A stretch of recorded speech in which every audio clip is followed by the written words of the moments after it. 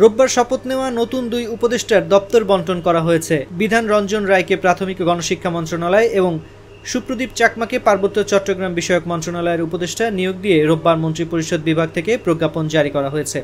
এই 2 উপদেষ্টা রোববার দুপুরে বঙ্গভবনে রাষ্ট্রপতি মোহাম্মদ শাহাবুদ্দিনের কাছে শপথ নেন।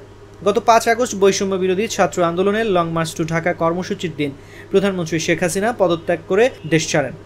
এরপর বিলুপ্ত হয় মন্ত্রিসভা। এরপর বৃহস্পতিবার শপথ নেয় অন্তর্বর্তীকালীন সরকার।